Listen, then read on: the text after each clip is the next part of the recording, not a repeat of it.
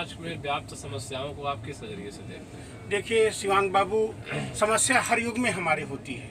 त्रेता युग में भगवान राम के समय की बात है, माँ भारतेश्वरी जनक जानकी सीता जी का हरण हो गया। दैत्य शक्ति का प्रतीक रावण ने उनका हरण किया, बाद में पूरा युद्ध होता है। तो आसुरी शक्तियाँ, पिशाच शक्तियाँ, जो हमारे भीतर तमस शक्तियाँ हमेशा हावी रहती हैं। लेकिन हमारी जागरूकता, हमारी समझ और हमारे यहाँ भक्त की संकल्पना है कि जब तमस, घोर तमस फैल जाता है तो परमात्मा खुद अवतार लेता है। आज हमारी बेटियों के साथ में जो अत्याचार, घोर अत्याचार हुआ, हम सभी व्यथित हैं आज उससे। लेकिन इसके 2-4 मनोवैज्ञानिक कारण हैं, उसको यहाँ समझते हैं शिवांग बाबू। पहली बात तो ये, स्त्री हमारी भाव जगत पे जीती है और पुरुष मन जगत पे जीता है। यानी मन के तल पे पुरुष जीता है, भाव के जगत पे स्त्री जीती है। इसीलिए गृहिणी से गृहस्थी बनी है। अगर स्त्री न होती तो पुरुष खाना बदोश होता, ठीक है ना। तो हमारी माँ हो, चाहे हमारी बहन बेटियाँ हों, जब कहीं शादी होती है उनकी, या किसी के प्रेम विवाह तो होने लगे हैं, होती है, तो वो क्या होता है कि भाव जगत पे बहुत दिन तक वो जीती है। लेकिन पुरुष का तल बदल जाता है, उसका मन जो है क्षण क्षण बदलता रहता है, तो पुरुष दूसरी जगह भागना शुरू करता है। तो इस तल पे स्त्री के साथ हमेशा अत्याचार हो जाता है, हमेशा धोखा हो जाता है स्त्री के जगत में। और दूसरी बात उसकी सबसे बड़ी ये है कि आज के भौतिक चकाचौंध के युग में हमारी माँ बच्चे को वात्सल्य नहीं दे पा रही है। उसके कारण बहुत से हैं। हम बोतल का दूध पिलाएं, लेकिन माँ बाप की जिम्मेदारी है बच्चे में वात्सल्य डालें, संवेदना डालें, तभी बच्चा संवेदनशील बनेगा, नहीं यंत्रोत हो जाएगा। वो अराजकता का बोलबाला होगा, उससे प्रेम नहीं खिलेगा उससे।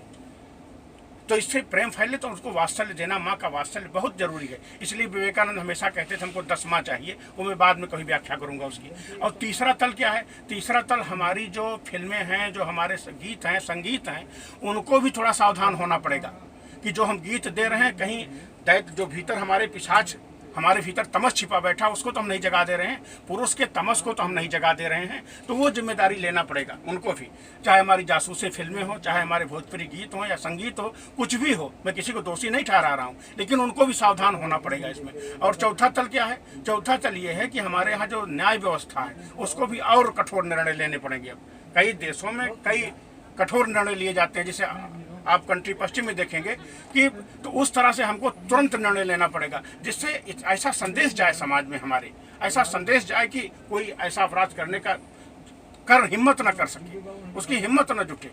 और पांचवा, हमारे जो धर्माधिकारी धर्मों की व्याख्या करते हैं सब, उनको ऐसी व्याख्या देनी चाहिए कि संवेदना प्रथम है हमारी। संवेदना हमारे भीतर की जगह, करुणा जगह, मोहब्बत जगह, रहमत जगह, तभी हम धर्म में प्रवेश करने के अधिकारी हैं। तो वो संवेदना हमारी मानवता में जगे, इसको संज्ञान लेना पड़ेगा धर्माधिकारियों को। और यहीं पे एक व्याख्या कर दें छोटी सी।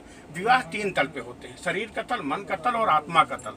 तो शरीर का तल ये है कि हम लोग रात भर भूत झराई करते हैं, विवाह संस्कार करते हैं, सबको साक्षी मान करके एक भाव भर देते हैं कि बाबा दादा नाना उपस्थित, इसलिए पुरुष अनुकूलता प्रतिकूलता में आए तो उसको कोई परेशानी हो, शादी का जीवन उसका चलता रहे हमेशा, ठीक है ना। दूसरा तल मन का है, लड़की प्रोफेसर, लड़का प्रोफेसर। लेकिन मन का तल, चूंकि मन जैसे सुबह की ओस की तरह है, देखने में मोती जैसा दिख रहा है सूर्य की रोशनी में, लेकिन जैसा ताप बढ़ा सूर्य का, जैसे विपरीत परिस्थितियां आई, वैसे धूल धुआं झड़ गई, तलाक शुरू हो गया। ये पश्चिम में है। और तीसरा तल आत्मा का तल है। हमारे यहाँ शरीर का तल और आत्मा का तल का मिलाया जाता है, क्योंकि आत्मा का तल आपको तभी प्राप्त होगा जब आप ध्यानी बने, जब आप प्रार्थना से भरे हों, भक्ति से भरे हों। तो लेकिन दोनों को सामंजस्य बिठाता है हमारा आचार्य। बिठाता कैसे? जैसे एक रस्म होती है हमारे यहाँ, बाती मिलाई में क्या किया जाता है? दोनों बातें, दो शरीर मिल करके ज्योति एक हो जाए, क्योंकि एक नूर से सब जग उपजा। हम सभी एक ही नूर से उपजे हैं ना।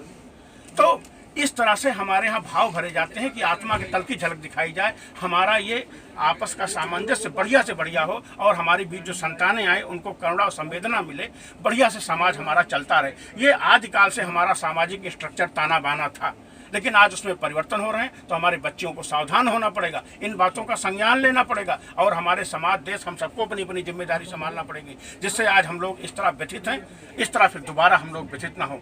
लेकिन मंजिलों से कह दो कि हारा पहुंचा नहीं हूं मैं, मुश्किलें बहुत है लेकिन हारा नहीं हूं मैं। तो हार नहीं मानूंगा, रार नहीं ठानूंगा, काल के कपाल पे लिखता मिटाता हूँ, गीत नया गाता हूँ। हरिओम तत्सत, हरिओम तत्सत, हरिओम।